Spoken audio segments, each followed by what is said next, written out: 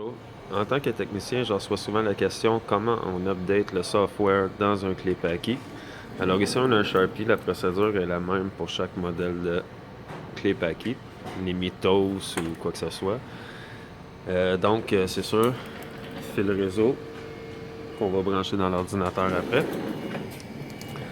Première chose, on va aller dans Setup.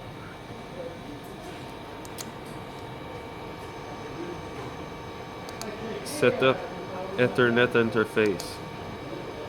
Contrôle protocole. On va le mettre en ArtNet. On IP 2.xxxx comme ceci. Ensuite, on va sortir de là. On va aller dans Information. En bas complètement. Normalement, vous allez arriver en haut ici. Là, j'étais déjà venu dans le menu avant. Donc, on descend jusqu'en bas.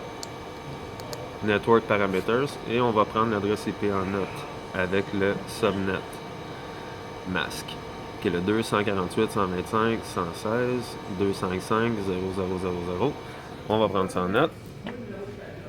Et voilà, comme ça. Donc après ça, on s'en vient dans l'ordinateur. On va aller dans nos paramètres réseau. Clic de droit. Et ça s'appelle ouvrir le centre réseau et partage. Là, on voit pas bien. Je vais essayer de le... Ouvrir centre réseau et partage, le choix du bas. Ça vous amène dans cette fenêtre-ci. On va aller modifier les paramètres de la carte pour spécifier une adresse IP. Donc, clic de droit sur la carte réseau, propriété.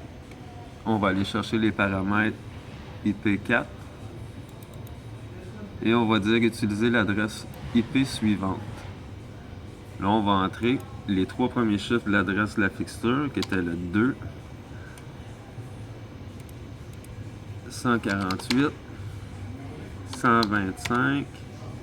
Puis nous, on va mettre un chiffre entre 1 et 255 en évitant d'utiliser le 116 parce que c'est la fixture qui est à cette adresse-là. Fait qu'on va mettre le 110 par exemple. Et on va mettre le subnet en bas. On clique sur OK. Et voilà, là, notre carte réseau est setée dans le même range qu'on dit que la fixture. Fait qu'il devrait être capable de se parler. Donc, câble Internet dans l'ordinateur. Et voilà. Là, vous allez voir l'ordinateur en bas, il va se mettre à tourner, là, ici. Là. Il va rester avec un petit point d'exclamation parce qu'il ne verra pas d'Internet, mais c'est normal. On va quand même ouvrir notre browser Internet. Et voilà. Là, ça nous dit qu'il ne peut pas se connecter, qu'il n'y a pas de réseau. Patati patata, c'est normal, il n'y a pas d'Internet. Donc, on va aller entrer l'adresse IP de la fixture. Oups, 2, 148, 125, 116.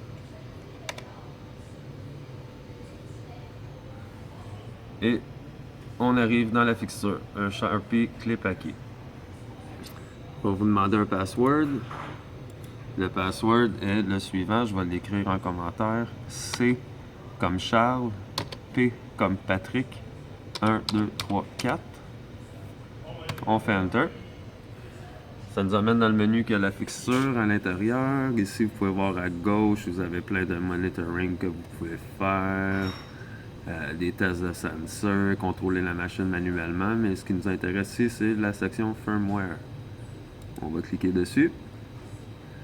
On va aller chercher, parce qu'on va avoir téléchargé préalablement sur le site de Clé Paquet le package de firmware pour le modèle qu'on cherche.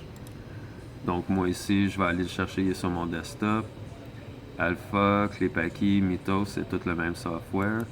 On va cliquer là.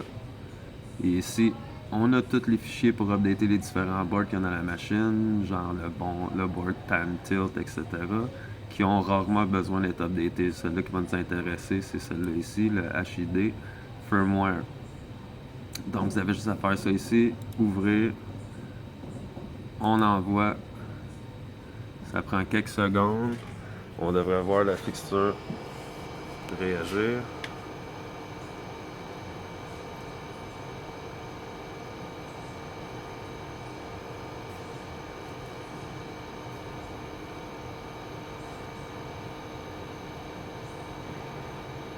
Ça devrait s'en venir. Et voilà.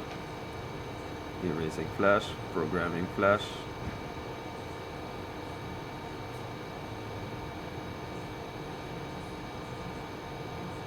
Ça prend tout le temps quelques instants. Et voilà. Là, il vous demande si vous voulez rebooter maintenant ou plus tard. On va faire Reboot Now.